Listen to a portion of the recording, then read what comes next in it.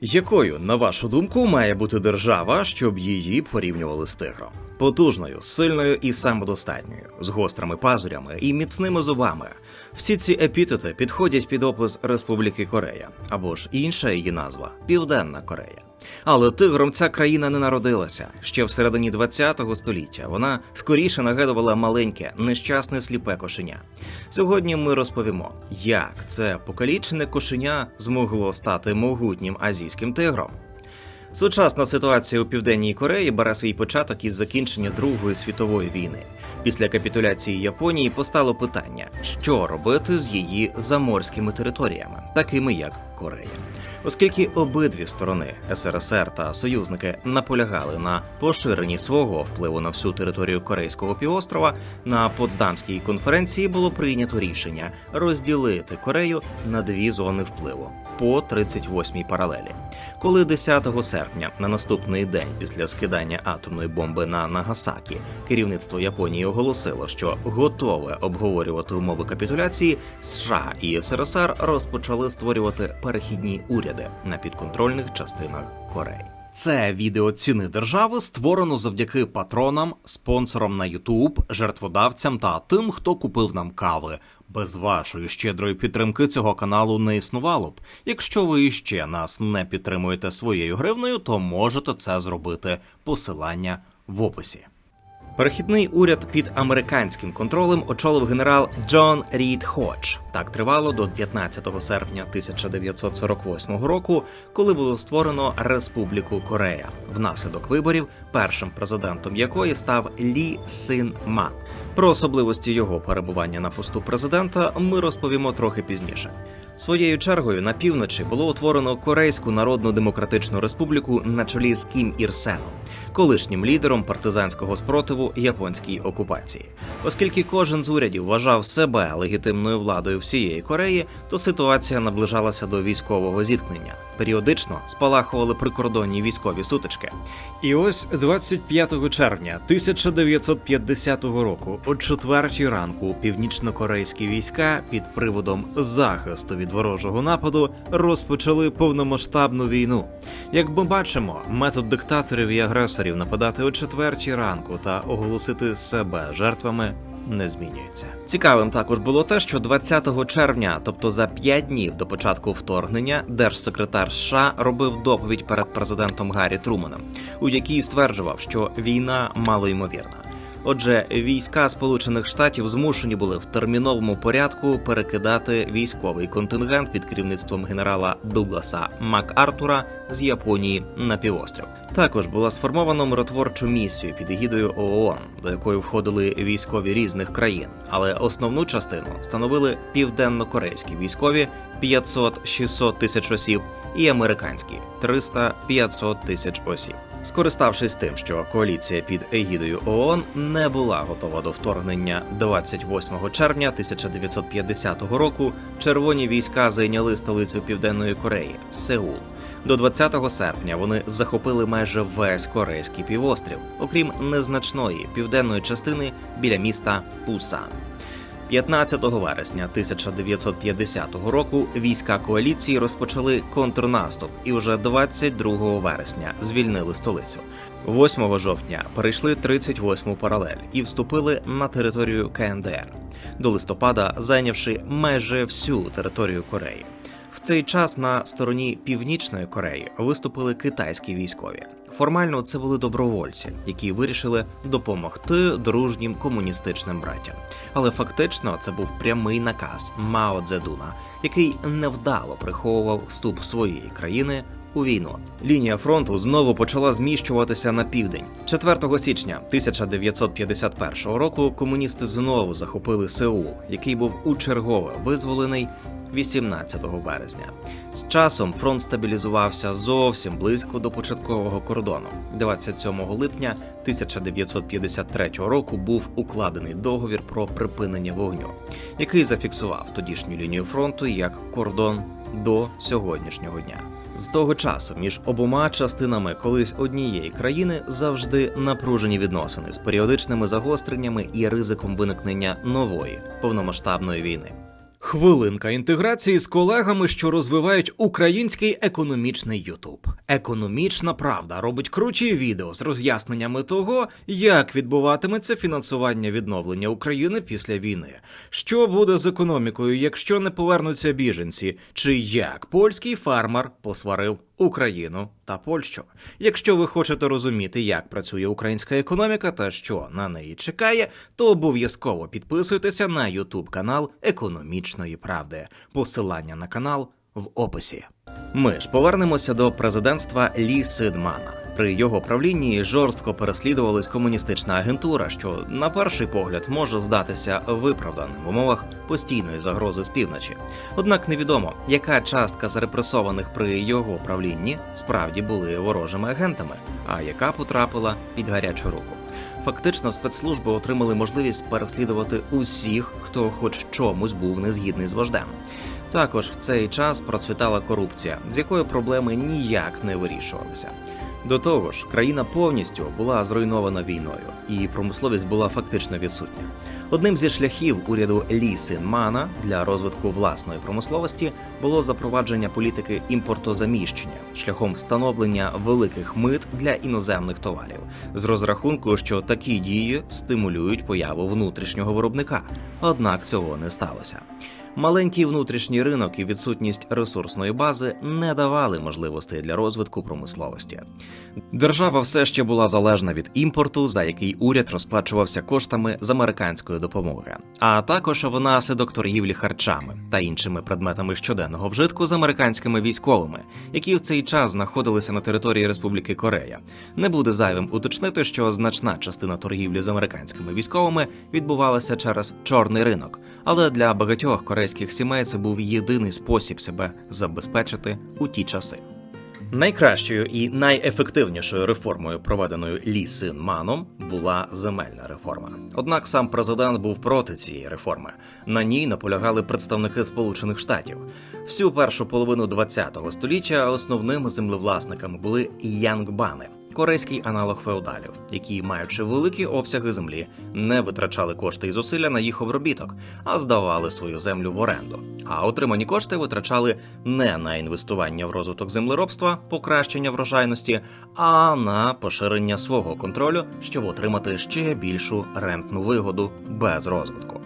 Тобто, ключовим джерелом їх доходів була не діяльність, направлена на створення доданої вартості, а діяльність, направлена на утримання ренти.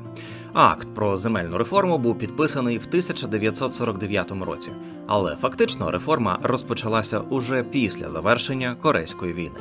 Землеволодіння було обмежено до 3 гектарів, а фермери, які отримали землю, мали виплатити 150% від річної вартості оренди протягом 10 років.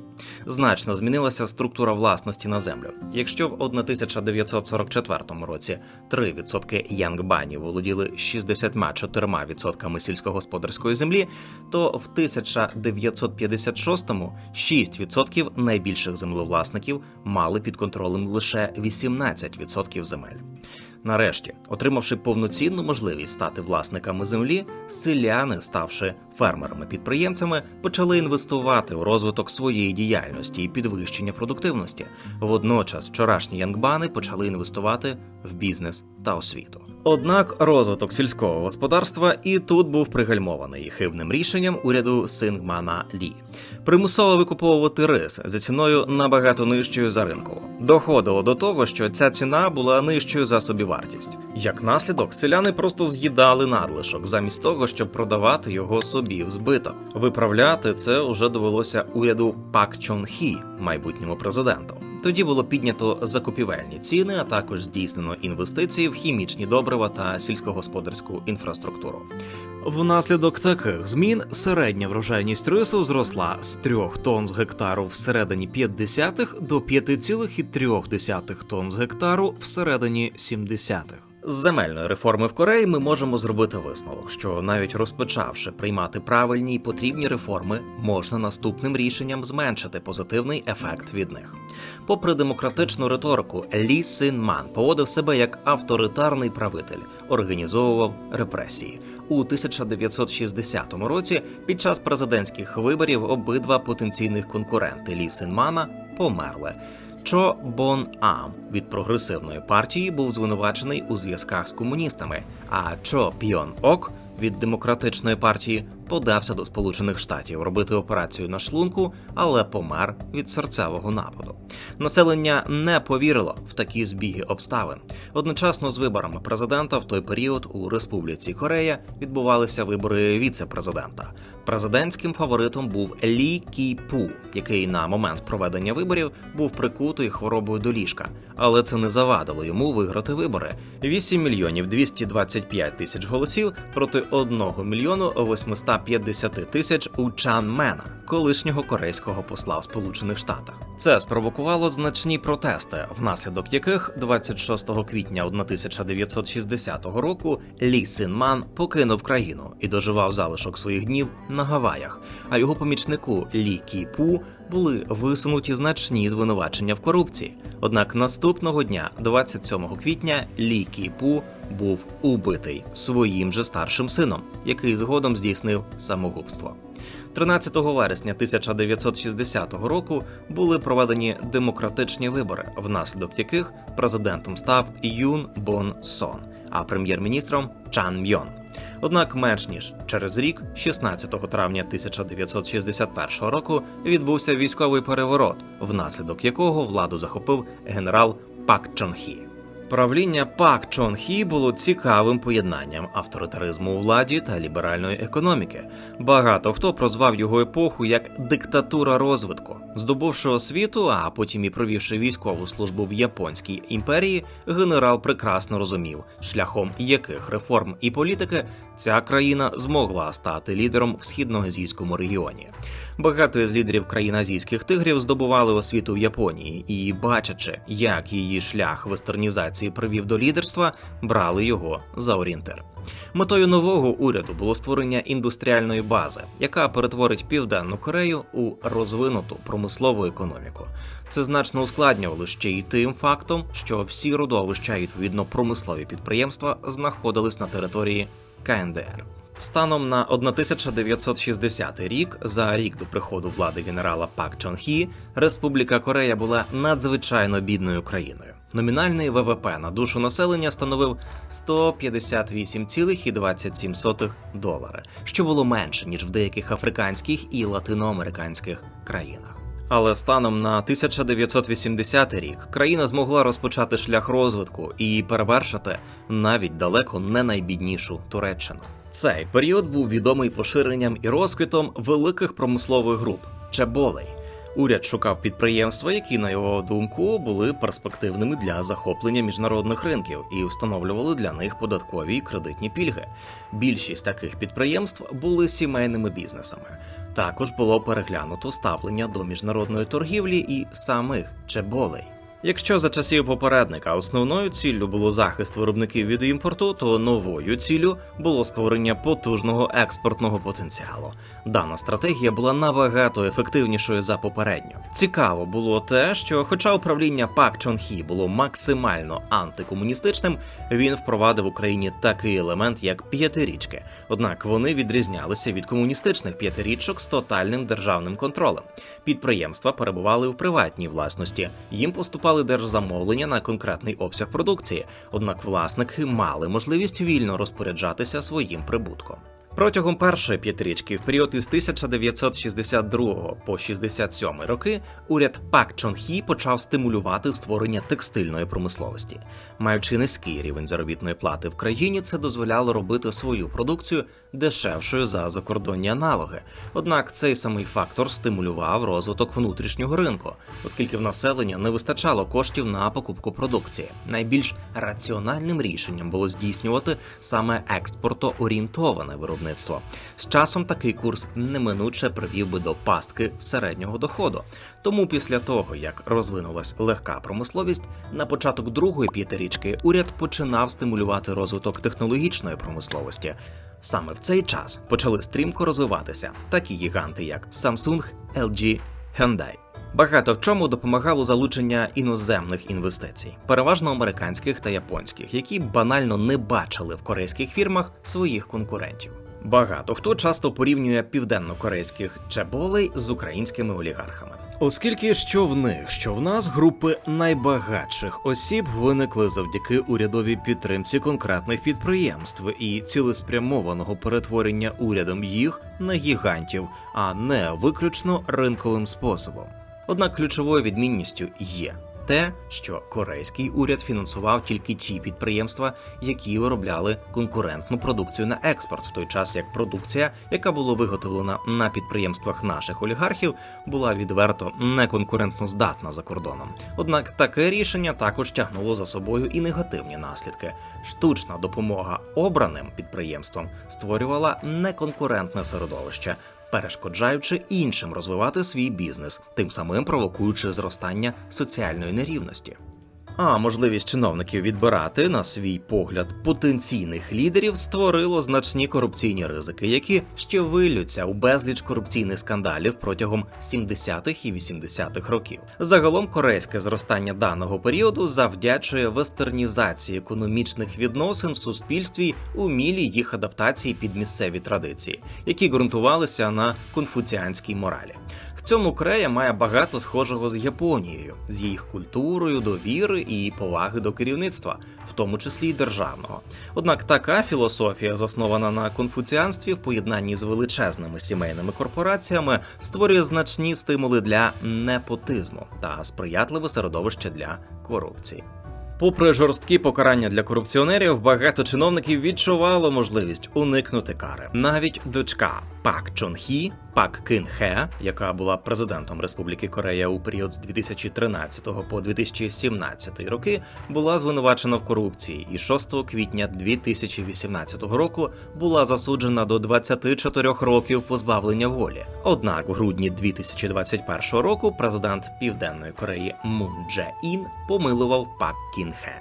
Загалом тема корупції дуже болюча для Південної Кореї, але суспільство демонструє успіх у поступовому зменшенні впливу корупції на державу. Згідно з оцінками Transparency International, країна має індекс боротьби з корупцією 63 і разом з Ізраїлем ділить 31 місце у світі, поступаючись таким країнам, як Бутан, Тайвань, Чилі, Барбадос, Багамські острови, але випереджаючи такі країни, як Литва, Португалія та Ботсвана. Що хоч і являється доволі непоганим показником, але якщо поглянути на тенденцію, то розуміє, що основні досягнення на шляху зменшення корупції країна зробила протягом останніх років, а також те, що цю проблему неможливо вирішити швидко. Вона потребує довгої та складної системної роботи. Тому, порівнюючи поточні корупціогенні обставини в Південній Кореї з попередніми роками, є надія, що і в Україні з часом завдяки інституційним реформам ситуація покращиться. До речі, Україна, яка з рейтингом 31 бал і знаходиться на 116-му місці, також протягом останніх 10 років показує тенденцію до зменшення корупції, однак не настільки швидко, як це робить Республіка Корея. Також значно допомогли південно-корейському диву військові замовлення, які отримували чеболі від урядів США та Південного В'єтнаму часів В'єтнамської війни. Доходи Кореї від контрактів, пов'язаних із війною у В'єтнамі, склали у 1967 році $185 мільйонів, або близько 4% ВВП країни за цей рік. Наприклад, фірма Hyundai будувала дорогу Паттани-Нарадхиват у Таїланді у 1965 році, якою мали постачатись війська та припаси до В'єтнаму. Також пан Чон Хі приймав заходи задля зменшення культурного впливу Китаю. В ті роки в Кореї існували два стилі письма – ханджа, який собою являв написання корейських слів китайськими іерогліфами, і хангул – автентичні корейські символи. Через те, що минулі століття корейський острів тривалий час був залежний від Китаю або зовсім під окупацією, китайські представники нав'язували думки, що ханджа – це письмо освічених людей, а хангул – це письмо селюків. Уряду республіки вдалося зламати цей стереотип, і станом на сьогодні всі корейці пишуть на хангул. Письмо на ханджа зберігається тільки у рідкісних вузькоспеціалізованих сферах. Тут варто розуміти, що окрім культурного впливу був іще й практичний. Станом на середину ХХ століття значна частка населення не вміли ані читати, ані писати, а хангул був банально простішим для освоєння. Ситуація з освітою свого часу була надзвичайно жахливою в Південній Кореї. Так, у 1945 році понад 80% населення Кореї було неписемним.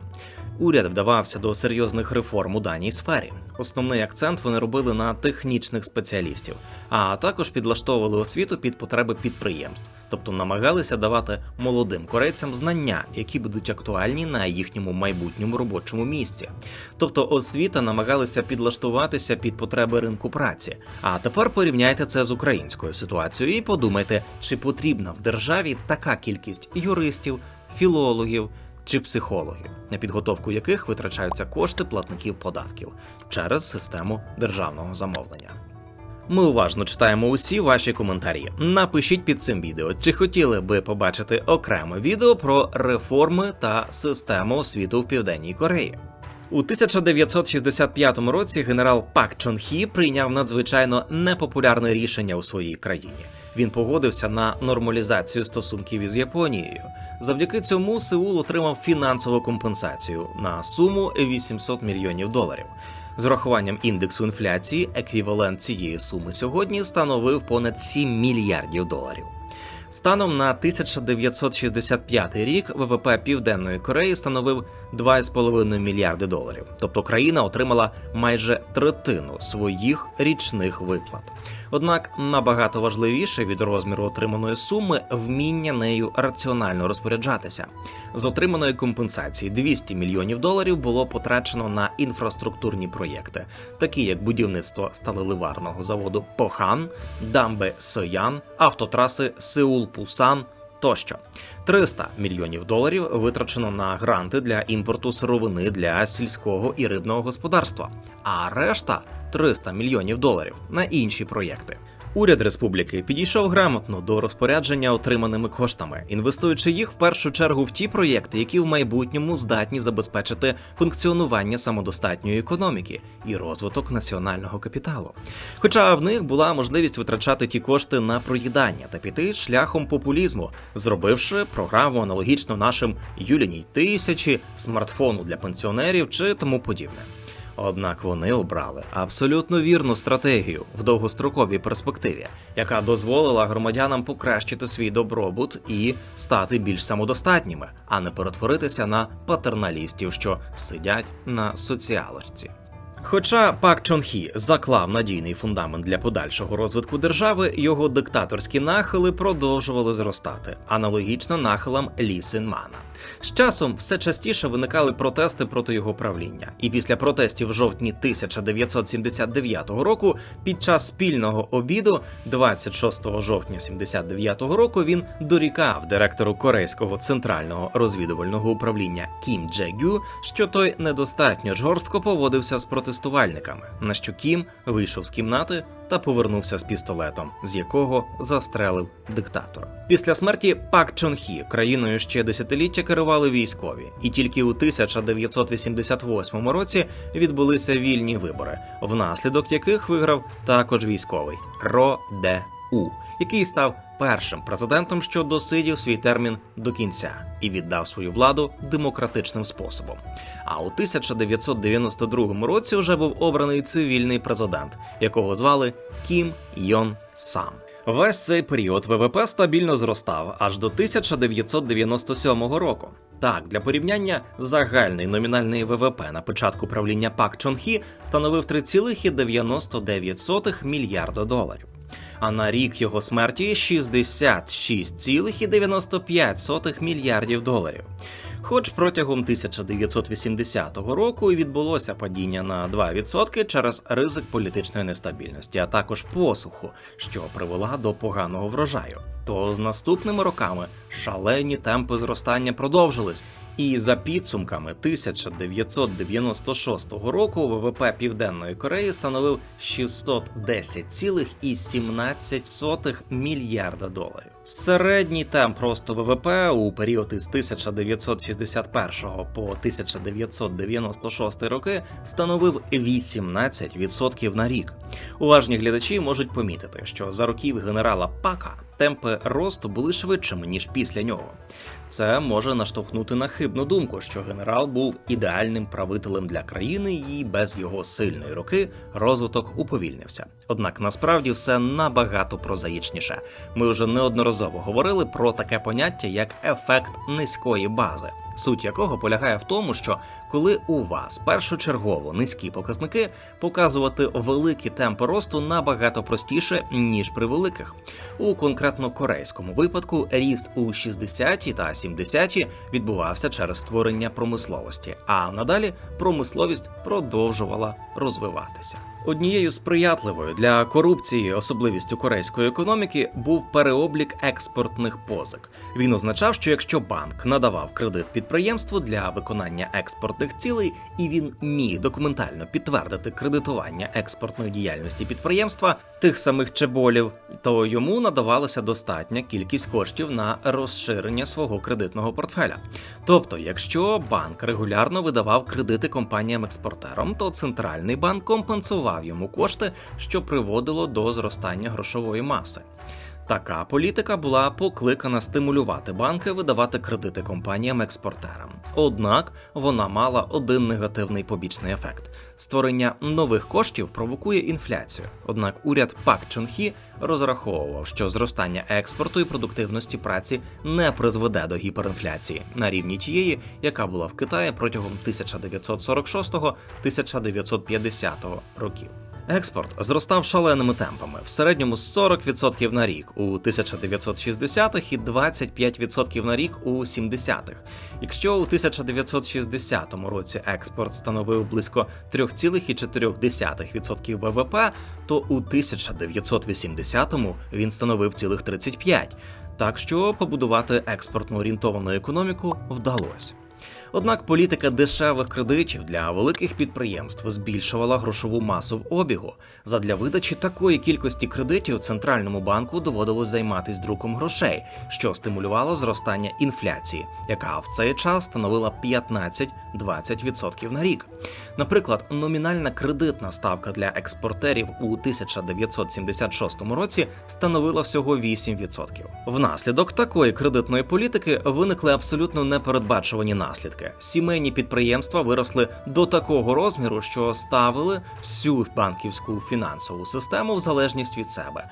У випадку фінансової невдачі конгломерат своїм падінням потягнув би на дно і банки, тому ті були змушені йти на повідку і видавати будь-які позики, що вимагали чеболі. Так, станом на 1983 рік на кожну з трьох найбільших груп – Hyundai, Samsung і Daewoo – приходилося по 10% від усіх кредитів в Україні. У 80-х роках замість того, щоб змагатися, чеболі почали скуповувати своїх ринкових конкурентів, витрачати дешеві кредити задля спекуляцій на ринку нерухомості, навіть видавати кошти в кредит на тіньовому ринку під високі відсотки. Існував повноцінний ризик, що чеболі, які були символом технічного прогресу та економічного розвитку, перетворяться на те, чим є українські олігархи – рентовиків, які тільки гальмують розвиток. Отже, у 1980-х роках група провідних корейських економістів підготувала для тодішнього президента Чон Ду Хвана проєкт нової банківської реформи, яка мала розв'язати цю проблему. Розміри відсоткових ставок за кредитами стали вищими за рівень інфляції. Банки було приватизовано з максимальним розміром акцій – 8% на одного акціонера. Це було зроблено для того, щоб ускладнити вплив чеболів на власників. Ці дії допомогли Південній Кореї уникнути рецесії у середині 80-х. Однак вони не змогли відвернути кризу 1997-98 років, про яку ви пам'ятаєте з наших попередніх відео про Малайзію і Таїланд. Падіння ВВП Південної Кореї становило 5% у 1997 році та 33% у 1998. Для країни все почалося з послідовних банкрутств кількох великих чеболів. У поєднанні з фінансовими кризами або валютною нестабільністю в Таїланді та інших країнах Східної Азії це послабило довіру інвесторів до Кореї. Найвідомішими чеболями, які тоді збанкрутували, були такі як Hanbo Steel, одна із найбільш відомих сталеливарних компаній Корейської Республіки. Банкрутство компанії супроводжувалося великим скандалом, оскільки виникли обґрунтовані підозри, що компанія отримувала незаконні преференції від уряду тодішнього президента Кореї Кіма Ен Сема. Головним чином через кредити, надані банками під тиском підкуплених високопоставлених політиків і банкірів. Збитки від корупції та хабарів оцінюються для країни у $6 мільярдів. Внаслідок розслідування у жовтні 1997 року був засуджений до 3 років ув'язнення навіть син президента Кім Хен Чул. Іншою великою компанією, яка збанкрутувала, був будівельний гігант Dong A Construction. Там не було великих корупційних скандалів, а все було набагато прозаїчніше. Це був результат безрозсудного розширення та надмірних витрат у 1990-х роках. Уряд неодноразово здійснював пролонгації кредитних зобов'язань компаніям із великою заборгованістю, без особливих гарантій платоспроможності, замість того, щоб вимагати від них економічної ефективності. Компанії брали все більше кредитів, яких не могли повернути. Внаслідок надувалася велика фінансова бульбашка, яка мала рано чи пізно луснути. Після закриття великих компаній багато менших також починали зустрічатися із проблемою неможливості виплати кредитів. Це сприяло подальшому падінню південнокорейських акцій. Після спаду на азійському ринку Moody's знизило кредитний рейтинг Південної Кореї з A1 до A3 28 листопада 1997 року, а 11 грудня знову знизило його до B2. У результаті іноземні банки відмовилися пролонговувати кредитні лінії корейським фінансовим установам, а іноземні інвестори масово покинули Корею. До середини грудня 1997 року валютні резерви Кореї були майже вичерпані. Корея, як і низка інших економічно вразливих країн, постраждалих від кризи, не мала іншого вибору, як попросити пакет порятунку від Міжнародного валютного фонду. Фінансування надано не безумовно. Умова полягала в тому, що Корея повинна була погодити з МВФ макроекономічну, а також фінансову та корпоративну політику реструктуризації протягом дії програми. Фонд рекомендував корейському уряду короткострокову макроекономічну політику, зосереджену на високих відсоткових ставках, щоб відновити різке падіння довіри закордонних інвесторів у перші місяці кризи і стримати зростання інфляції. Наприкінці грудня 1997 року також було розпочато узгоджену роботу з метою переконати іноземних кредиторів пролонгувати короткостроковий борг, після чого було здійснено реструктуризацію боргу, що настав. Також було розпочато дії по децентралізації економіки, оскільки чинна система, коли все залежало від кількох великих конгломератів, частина з яких була ще й корумпованими, продемонструвала свою ризикованість. Було зменшено необґрунтовані державні видатки, запровадження плаваючого обмінного курсу. Хоча першочергово такі зміни були болючими і не діяли одномоментно, і у 1998 році падіння продовжилося, але вже у 1999 році почали відчуватися позитивні результати. Після кризи 1997 року Південна Корея отримала одну з найконсервативніших фінансових систем в Північно-Східній Азії з, нарешті, незалежним центральним банком, незалежними комерційними банками та розширеними правами незалежних інвесторів. Після цих трансформацій Південна Корея змогла продемонструвати найбільші темпи відновлення серед країн, що постраждали від азійської фінансової кризи, а також забезпечити більш стійку економіку, яка дозволила країні уникнути глобальної фінансової кризи 2008 року. З часом державний контроль над галузями почав зменшуватися. Сьогодні Південна Корея – одна з найбільш економічно вільних країн. Згідно з рейтингом економічної свободи, вона розташована на 15-му місці у світі після Австралії та Німеччини, та випереджаючи Канаду. В Азійсько-Тихоокеанському регіоні вона знаходиться на 5-му місці, випередивши у 2023 році Японію. Ми вже неодноразово згадували про чеболі, зараз детальніше розповімо про деякі з них. Компанія Samsung Trading Company була заснована 1 березня 1938 року місцевим підприємцем, якого звали Лі Бен Чхоль. Спочатку компанія займалася торгівлею рисовим борошном, сушеною рибою, цукром, Коли урядом Пак Чон Хі було прийнято рішення стимулювати електронні підприємства, то у 1969 році засновник приймає рішення створити дочірню компанію Samsung Electric Industries. Першим продуктом нової компанії у 1969 році був чорно-білий телевізор P3202 з діагоналлю 12 дюймів. А у 1977 році вони створили перший в Кореї кольоровий телевізор SWC3761. Також протягом 1970-х років компанія почала виробляти пральні машини, холодильники, кондиціонери, мікрохвильові печі. У 1982 році Samsung створила свій перший комп'ютер. У 1985 році компанія випустила свій перший мобільний телефон, а за підсумками 2022 року Samsung продали мобільних телефонів на суму $245,7 мільярдів, що є другим показником у світі після американської Apple з обсягом продажів $394,3 мільярда. За різноманітними оцінками, компанія Samsung генерує в середньому близько 20% ВВП країни. Тобто кожна п'ята зароблена корейська вона була зароблена саме компанією Samsung. Однак компанія не змогла уникнути типових для чеболів корупційних скандалів. Так, у 2008 році було засуджено голову корпорації Лі Кун Хє, який був третім сином Лі Бьон Чхоля. Однак у 2010 році вирок був скасований. Варто зауважити, що практика амністії скасування вироків для топ-менеджерів і високопосадовців є звичайним явищем в Україні.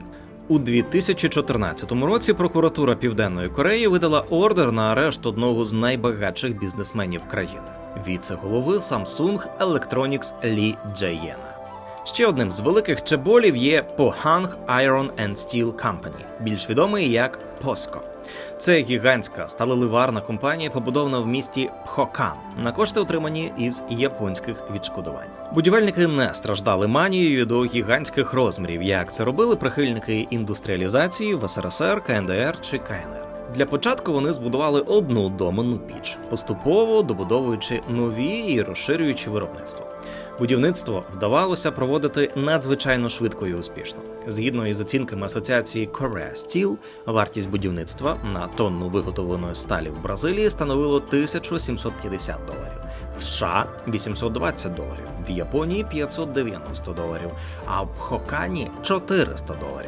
Така низька собівартість будівництва, зауважимо, якісного будівництва, значно допомагала отримати конкурентну перевагу на міжнародному ринку внаслідок меншої собівартості продукції.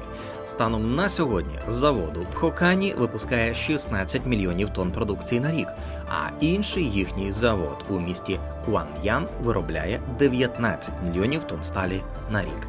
Для порівняння, український ArcelorMittal Кривий Ріг виробив 4,9 мільйонів тонн сталі за 2021 рік. Починаючи з 80-х років, поступово почала ослаблюватися цензура в пресі, яка повністю зникла у 90-х роках. Станом на 2023 рік індекс свободи преси у Південній Кореї становив 70,83 бала, що ставить її на 47-ме місце у світі після США і Гамбії, при цьому випереджаючи Сурінам і Вірменію. У Східній Азії ж, згідно з даним індексом, Південна Корея займає друге місце, поступаючи тільки Тайваню. Також структурні реформи кінця ХХ століття допомогли громадянам отримати шанс покращити своє життя, зменшивши розрив у доходах. Коефіцієнт нерівності розподілу доходів, більш відомий як коефіцієнт Джинні, згідно з даними Світового банку, становить 31,4. Такий самий коефіцієнт в Ірландії. Трохи більша нерівність доходів у Франції та Німеччині. Нагадаємо, в Україні цей показник станом на 2019 рік становив 26,6 бала, що є одним із найкращих показників рівності доходів. Згідно із індексом демократії від видання The Economist, Південна Корея має рейтинг 8,3, що дозволяє їй займати 24-те місце відразу після таких країн, як Франція та Іспанія, і входить до переліку країн із повною демократією. Що цікаво, згідно з цим рейтингом, Південна Корея знаходиться навіть вище за Сполучені Штати Америки, які знаходяться на 30-му місці. Україна ж, знаходячись на 87-му місці з рейтингом 5,42, що позначає її як гібридний режим. Однією з причин такого низького рейтингу нашої країни є вже неодноразово перелічені нами відсутність верховенства права, суто формальні повноваження державних інституцій і схильність до централізації влади. Але, дивлячись на багаторічну історію Південної Кореї, від Другої світової війни виникає розуміння, що багато негативних практик можливо мінімізувати, однак не існує одномоментного рішення. Цей шлях довгий. Культурна експансія Південної Кореї. Рішення запозичити у США та Японії деякі елементи побудови корейського суспільства багатьох лякало. Тим, що це може призвести до зникнення корейської культури. Однак сталося якраз навпаки. Протягом останніх років корейська культура мало того, що не зникла, а ще й набула великої світової популярності. Це явище називають корейською хвилею. Безліч корейських фільмів і серіалів мають своїх прихильників по всьому світу. Корейські поп-гурти періодично займають топові місця у світових чартах. Армія. Однак, попри поширення культурного впливу, близькість з неадекватним сусідом на півночі змушує тримати боєздатну армію.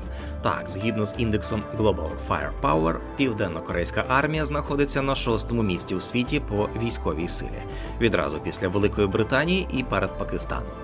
Для порівняння, північний сусід знаходиться на 34-му місці. Кількість військовослужбовців у Республіки Корея налічується в 500 тисяч активних і близько 3 мільйонів і 100 тисяч резервістів. Водночас Збройні сили півночі нараховують 1 мільйон і 280 тисяч діючих військових і 600 тисяч резервістів. Але внаслідок чого Південна Корея має набагато вищі показники за свого північного брата-маніяка, який до того ж, на відміну від півдня, має ядерну зброю. Відповідь криється у виробництві зброї. Ще за часів Пак Чон Хі було поставлено завдання для більшості чеболей – взяти участь у розбудові військово-промислового комплексу. А щоб якість розробленої військової техніки не виявилася ілюзією, уряд фінансував у першу чергу ті розробки, на які є попит на світовому ринку. Таким чином, у сфері військових замовлень між фірмами відбувалася конкуренція за якість і ефективність виготовленої зброї. Так, відома корейська САУ K9 Thunder виготовляється компанією Samsung. Основний бойовий танк K2 Black Panther виготовляється у співпраці Південно-Корейського агентства з оборонних розробок і компанії Rotem, яка є підрозділом Hyundai Motors. Корейський військовий навчально-тренувальний реактивний літак Kai-T-50 Golden Eagle розроблявся у співпраці Korea Aerospace Industries і американського Lockheed Martin. Згідно з дослідженнями Стокгольмського міжнародного інституту досліджень проблем миру, станом на 2020 рік Південна Корея є 9-тим у світі експортером озброєння, що свідчить про якість і доступність її озброєння. Головним фактом, який підтверджує надійність корейського ВПК, є підписання 27 липня 2022 року найбільшої у своїй історії експортної військової угоди. Південна Корея погодилася продати Польщі близько 1000 танків К-2, 180 з яких доставлено із власного запасу, а 820 будуть виготовлені за ліцензією у Польщі, що є більшим, ніж кількість танків на озброєнні у Франції, Німеччині, Великобританії та Італії разом узятих. Також планується надати 672 самохідні гаубиці K9 Thunder, 288 РСЗВ К-239 Чунму та 48 винищувачів FA-50. Загалом із 17 мільярдів доларів, отриманих від продажу зброї у 2022 році, 14,5 мільярдів Корея отримала саме від Польщі. Зараз уряд Республіки Корея поставив амбітну ціль – до 2027 року вийти на 4-те місце по експорту озброєння. Наявність приватного військово-промислового комплексу зовсім не перешкоджає країні успішно озброюватися, а навпаки, наявність конкуренції завжди стимулюватиме виробників виготовляти дійсно ефективну техніку і запобігати роздутому бюджету на її розробку і виробництво. Бо в таких випадках покупець завжди матиме можливість вибрати дешевший аналог із такими самими тактико-технічними характеристиками.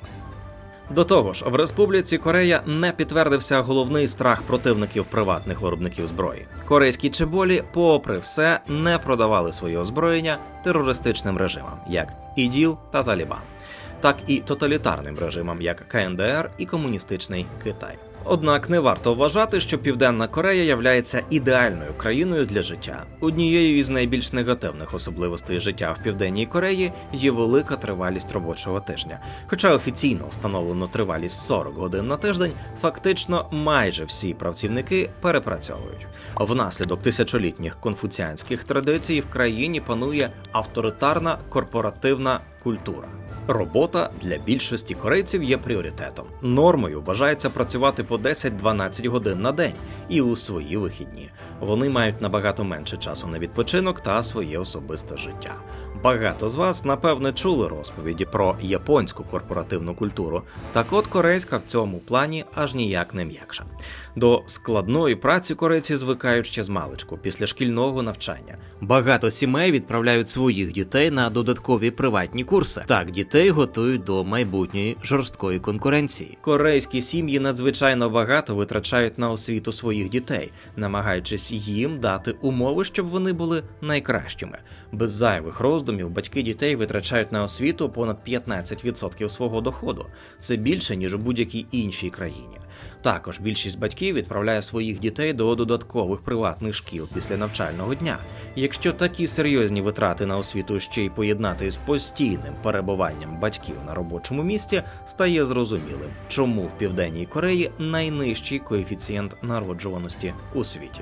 Значення 0,8 – це означає, що в середньому кожна сім'я народжує менше однієї дитини, що навіть на фоні Східної Азії, як регіону, виглядає занадто мало. Україна ж має показник в 1,2 дитини на сім'ю за даними Світового банку, або 1,4 дитини за розрахунками Організації Об'єднаних Націй. Уряд Південної Кореї не сидить, склавши руки. Щороку держава витрачає близько 12,5 мільярдів доларів. Так, влітку 2022-го президентом Юн Йок Солем було прийнято рішення збільшити виплати на дітей втричі з 300 тисяч вон до 1 мільйона вон, що становить трохи понад $750 на місяць. Однак результат все одно відсутній. Причина скоріше пов'язана із соціальними і культурними факторами, ніж з економічними. Все більше жінок відмовляється від материнства, частіше обираючи кар'єру, що є прямим продовженням корпоративної етики даної країни, коли робота визначається найважливішим. Деякі урядові рішення більше нагадують спробу вхопитися за соломинку. Наприклад, запрошення нянь-іноземок, які будуть утримувати заробітну платню нижче мінімальної, з розрахунку, що навіть низькі за корейськими мірками зарплати все одно більші, ніж вони зможуть отримати у себе на батьківщині. Органи місцевого самоврядування навіть субсидіюють програми покупок дружин за кордоном. Чоловіки платять кошти у відповідні компанії, які організовують перевезення майбутніх дружин. Після початку повномасштабного вторгнення Російської Федерації уряд і народ Південної Кореї однозначно прийняли сторону України. Південна Корея стабільно була однією з перших азійських держав у плані накладення санкцій на Російську Федерацію. Після зустрічі G20 у вересні 23-го року президент Південної Кореї Юн Сок Йоль заявив, що в бюджеті Кореї на 2024 рік планується надати допомогу Україні на рекордну суму в $2,3 мільярда. Також найближчим часом Південна Корея має передати 2 бойові машини для розмінування K-600 Rhino, що з урахуванням пристрасті окупантів до тотального мінування надзвичайно потрібні і допоможуть зберегти життя багатьох наших захисників. Звичайно, хтось може заявити, що так, вони нам зовсім не дають летальної техніки. Однак не варто забувати те, що в них самих під боком божевільний сусід, який в будь-який день під гаслом «можем повторіть» розпочне військову агресію. Також наші дипломатичні місії в Азії, на жаль, мало приділяли увагу Південній Кореї. Історія економічного відновлення Кореї після руйнування внаслідок Корейської війни не була простою. З часів відстоювання незалежності ще 40 років корейці боролися з авторитарними режимами, після чого стали на демократичні рейки. Економічна політика також зазнала багатьох змін – від втручання уряду зі стимулюванням промислового виробництва, яке закінчувалось зловживаннями та корупцією, до переходу на вільноринкові практики. Ми уважно читаємо ваші коментарі. Напишіть під цим відео, який досвід Південної Кореї вартий для застосування в Україні, а який, навпаки, треба уникнути. Підтримайте поширення якісного україномовного відео від Ціни держави. Підпишіться на канал, залиште коментар під відео та поставте вподобайку.